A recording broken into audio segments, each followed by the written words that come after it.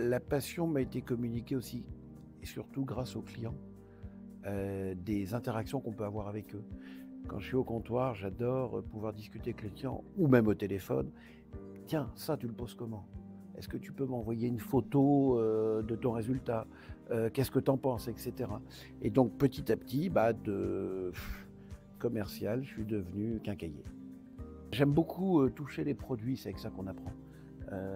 Dans la mesure du possible, on essaye de l'avoir en main, de le toucher, de le poser, de le faire chez soi. Je vais dans un magasin, tiens, je regarde les coulisses.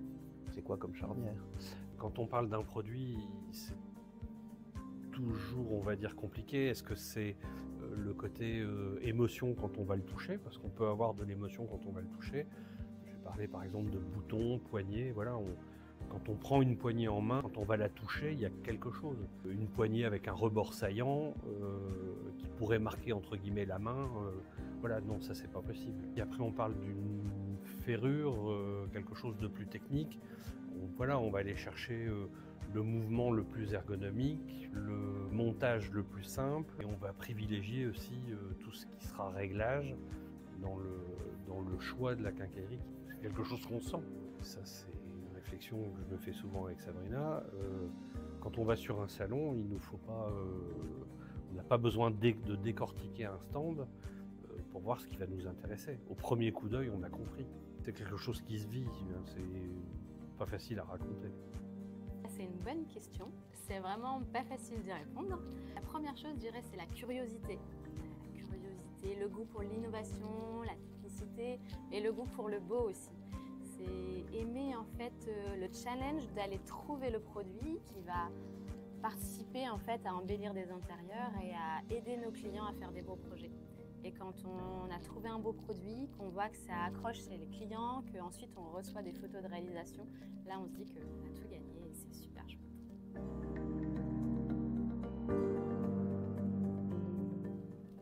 Alors mon premier secret, c'est d'écouter. Ça c'est hyper important. Écouter tout le temps. Écouter quand on est au travail, écouter quand on est chez soi, regarder ce qui se passe dans les magazines, internet.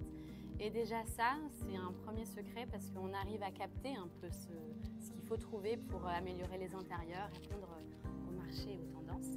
Et après, c'est de s'entourer, de bien s'entourer, s'entourer des bons fournisseurs, des bons partenaires et puis des bons collègues aussi parce qu'on n'est pas tout seul à choisir et ça, c'est hyper important.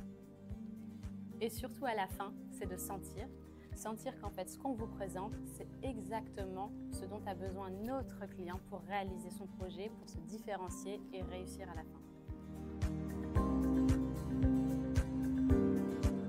J'utilise encore énormément le catalogue. Depuis des années, les clients nous disaient la Bible. Et c'est vrai.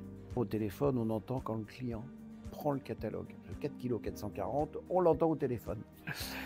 Je trouve que c'est indispensable pour encore beaucoup de clients. Beaucoup de jeunes ne parlent que numérique. Mais bon, sur le numérique, sur l'écran, on ne peut pas mettre des annotations. On ne peut pas mettre des photos, on ne peut pas mettre d'exemples ou des renvois de pages. Et en plus, ça permet d'avoir tout sous les yeux du premier coup d'œil. Donc pour moi, c'est un outil indispensable. Et ça sert comme support également pour former les nouveaux, les jeunes. Je vois Mylène à côté de moi, Mylène Gardien. Sa phrase préférée, c'est « Ah, je vais le noter dans mon catalogue ». Il y en a beaucoup qui ont pris leur retraite. Maintenant, je travaille avec les enfants, pour certains.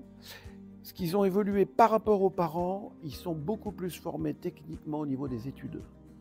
On a beaucoup de techniciens qui ont fait un bac+2, bac+3, pas de quincaillerie parce que ça n'existe plus, mais d'agenceurs par exemple, à l'inverse d'avant où ils ont appris le métier sur le tas.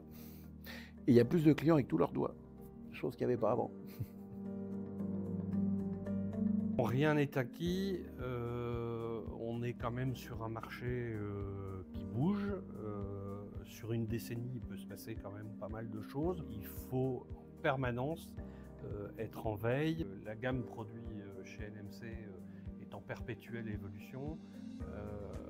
Il faut savoir que beaucoup de nos fournisseurs partenaires innovent également très régulièrement. les marchés ont aussi tendance à évoluer, et donc il faut sans cesse se réadapter autour à la fois de l'exigence de nos fournisseurs et à la fois de l'exigence de nos clients.